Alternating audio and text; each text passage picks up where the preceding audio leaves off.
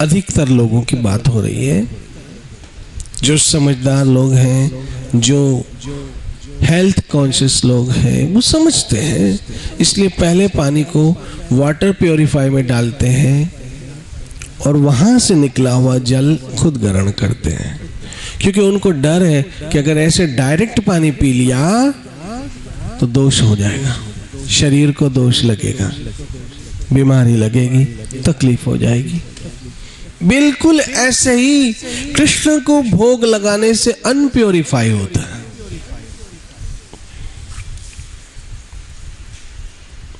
भगवान को प्रसाद अर्पण करने से वो अनप्योरीफाई हो जाता है, उस अन्न के सारे दोष मिट जाते हैं।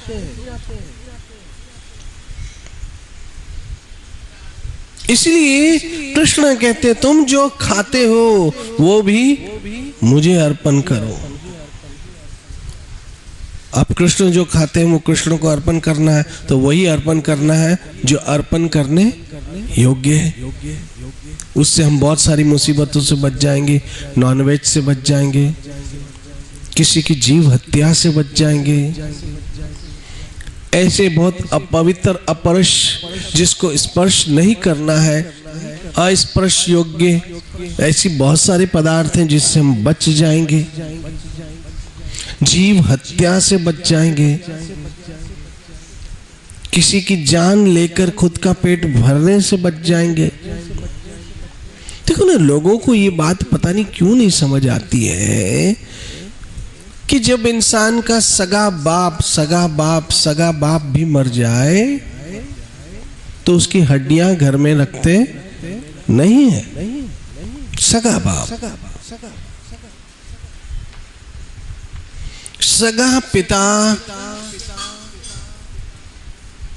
अगर शरीर छोड़ दे, मर जाए, तो मरे हुए पिता की हस्तियां, मरे हुए पिता की हड्डियां कभी घर में रखते नहीं है। तो ये जानवर की हड्डियां, चाहे बकरा हो या इसी तरह का कोई दूसरा जानवर हो, उसको मारकर उसकी हड्डियां रख देते हैं घर में, तो पिताजी की हड्डियां घर से बाहर और पशु की हड्डियां घर में अंदर। तो इस हिसाब से बाप बड़ा हुआ या बकरा बड़ा हुआ? बताओ, इस हिसाब से कौन बड़ा फिर, बाप या बकरा? बोलो ना, बकरा। क्योंकि बाप की हड्डियों को तो हम बाहर रख देते हैं और बकरे की हड्डियों को घर में लाते हैं। ना केवल घर में लाते हैं बल्कि उसे पेट में डालते हैं।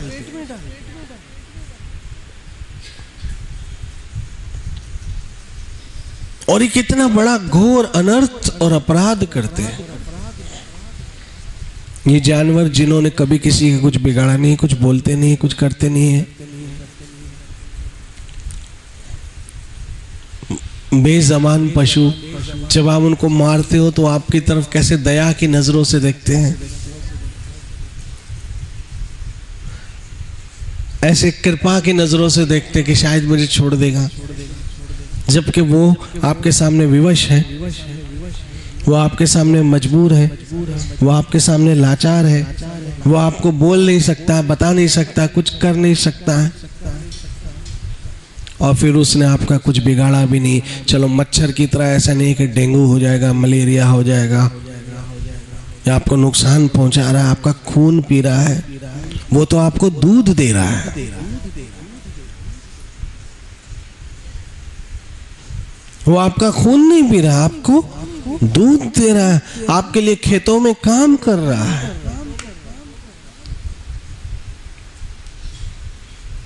और क्या ऐसे करने से भगवान प्रसन्न होते होंगे? जरा सोचो, कोई आपके बच्चे को, बेज़बान बच्चा हो, और उसको आपके सामने मारे और फिर मार के उसके टुकड़े आपके सामने शीख में लटकाए, आप देख सकोगे? तो हम भगवान के बच्चों को, ये जो जानवर, ये पशु, उनके टुकड़े करते हैं, टुकड़े करके शीख में लालते हैं और कोयले पे से सेकते हैं और हम ऐसी भूखी नजरों से देखते, वाह जल्दी जल्दी खाऊं, चिकन हट ये जो बने हैं, चिकन खा जाऊं और ये खा जाऊं वो खा जाऊं। तो क्या भगवान अपने बच्चों को ऐसे कटते हुए मरते हुए उनको गुस्सा क्रोध वो छोड़ेगा नहीं?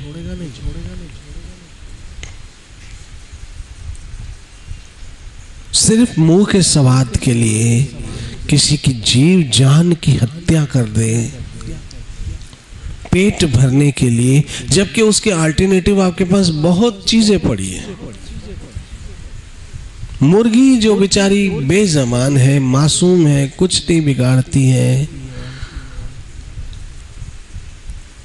मछली जो तड़प तड़प के मरती है, जरा सोचो, आपने मछली को कभी मरते देखा? जब उसको जल से अलग किया जाता है, अरे आपकी बेटी को भी आपसे अलग किया जाता है तो आपको रोना आ जाता है, जबकि आपको पता है वो कहाँ जा रही है, ससुराल जा रही है, फिर भी रोती हो। तो जल से जब मछली को जुदा करते हो, उसकी माँ से उस बच्चे को जुदा करते हो, जल, हाँ, मछली जल की रानी है और कैसे वो जीवन उसका पानी है, उसके जीवन से अलग करते हो, वो तड़पती है और आपको फिश फ्राई याद आती है। कितना क्रूर काम है ये।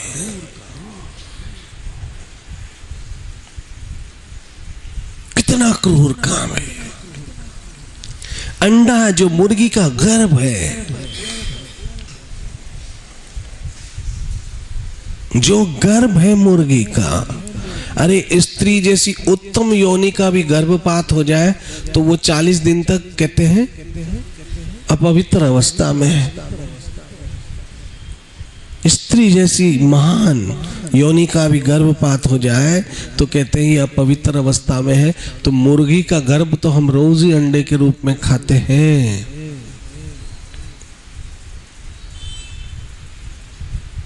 खूब खाओ अंडे, संडे हो या मंडे।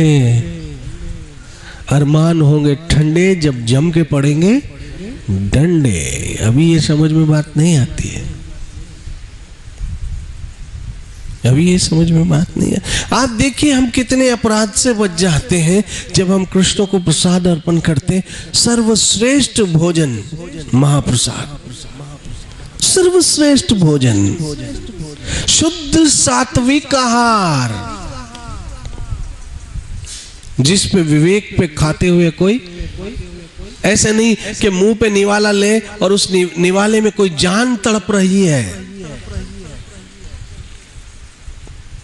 ऐसा नहीं है कि जब मुंह पे निवाला ले और किसी के जीव निकल रहा है। ऐसे नहीं, हम जब स्वास्थ्य लेके स्वादिष्ट ले लेके मजे ले लेके खाता हो और कोई तड़प तड़प के मर रहा हो।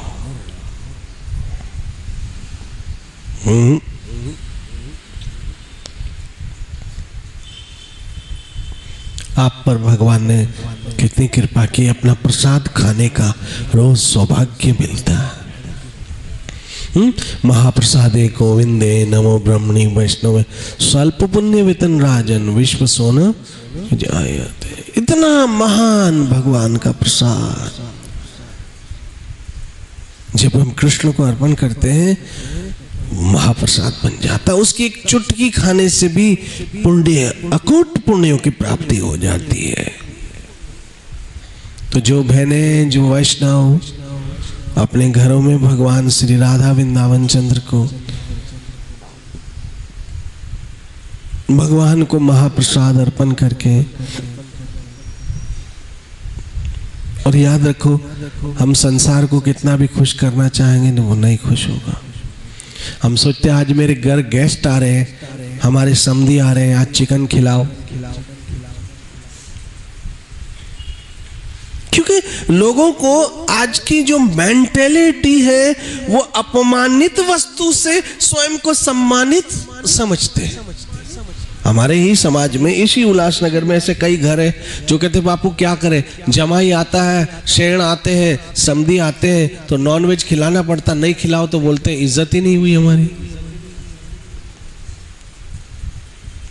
अब बेटी दिए क्या करे, नहीं दारू पिलाते हैं तो कहते जमाई को ऐसे खाली हाथ भेज दिया, कुछ पिलाया भी नहीं।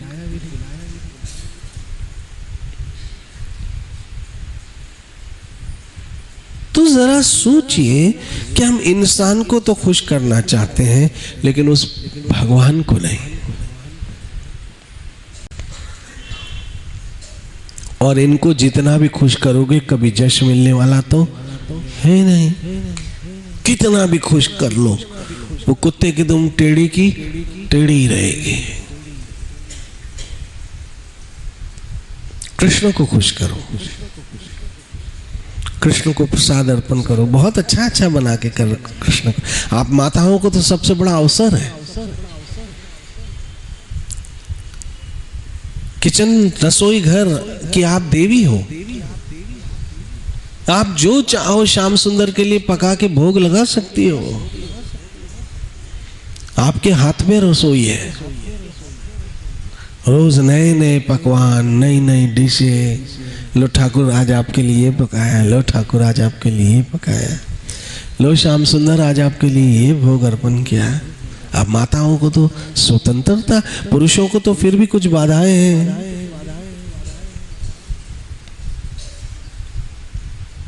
ये अवसर मिला है। कृष्ण या खुद कहते हैं तत्कुरुषु, अरे मेरे ये अर्पण कर दो। तो आप देखिए आप कितनी बड़ी मुसीबतों से बचे हुए हैं। कृष्ण ने आपको कौन सा जीवन दे दिया? वैष्णव जीवन अर्थात सबसे उत्तम जीवन, सबसे उत्तम जीवन। ये आप पे कृष्ण की कितनी बड़ी कृपा हुई है कि किस नरक से निकाला है आपको। मुझे पता नहीं है, जब जानवरों को खाते हैं तो उनकी चीख, उनकी पुकार, उनका तड़पना, उनका रक्त, उनका ब्लड, उनका खून उनको क्यों नहीं नजर आता है?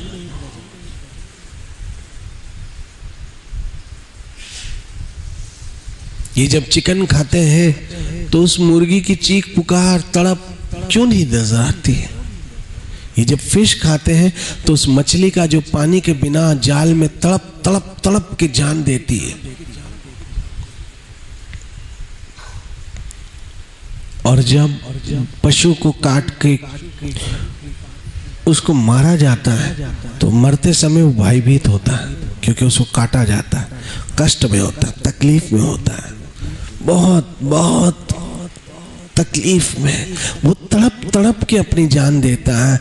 तो उस समय उसके मांस में बहुत नेगेटिव किस्म की चीजें आ जाती हैं, वो खाने वाले पे असर करती है। आज तो यूरोप अमेरिका में वेजिटेरियनिज्म एक फैशन बनता जा रहा है। जो भी बहुत हाईएस्ट दिमाग वाले लोग हैं वो वेजिटेरियन है। फैशन बन गया है वेज खाना। आप सोचिए, सब्जियों को देखते ही, सब्जी की दुकान देखते ही मन को प्रसन्नता होती है। कहीं लाल टमाटर पड़े हैं, कहीं हरी मिर्चियाँ पड़ी हैं, कहीं पर्पल बैंगन पड़े हैं, कहीं पीले नींबू पड़े हैं, कहीं गाजर पड़े हैं, कहीं पालक। ये सब देखकर, रंग बिरंगा देखकर ही हमारी प्रकृति के अनुसार हम बहुत आनंदित हो जाते हैं। और मांस की मार्केट से निकलो तो नाक, जो मांस खाने वाले वो भी ऐसे करते, तो खाते क्यों हो फिर? कहीं जानवर मर रहा है, कहीं कट रहा है, कहीं ब्लड उड़ रहा है, कहीं खून उड़ रहा है, कहीं तड़प रहा है। ये सीन देख के मन विचलित हो जाता है, और भाजियों को देखो तो मन आनंदित हो जाता है। कृष्ण ने आप सबों पे कृपा की है, इस मुसीबत से निकाला, इस नरक के खुले हुए मुंह से निकाला, जहां जानवरों की बद्दुआएं लग रही है। बेज़बान कहते हैं, बेज़बान की बद्दुआ बड़ी खतरनाक होती है।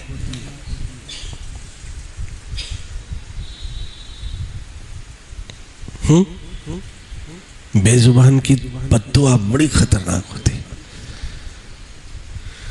और फिर ऊपर से भगवान सब कुछ देख रहा है। ऐसे करोड़ लोगों के दिलों में दया नाम की चीज ही नहीं है। जो सिर्फ अपना पेट, अपने स्वाद के लिए, पेट भरने की बात भी नहीं है, पेट भरने के लिए तो बहुत सारे साधन है, यह स्वाद की बात है, अपने टेस्ट की बात है, अपने मजे की बात है। कितना बड़ा हम क्रूरता का काम कर रहे हैं, कितना बड़ा क्रूरता का काम कर रहे हैं। और ये कृष्ण की कृपा है कि हम कृष्ण को भोग लगाए बिना खाएंगे नहीं, और हम वही खाएंगे जो कृष्ण को प्रिय होगा।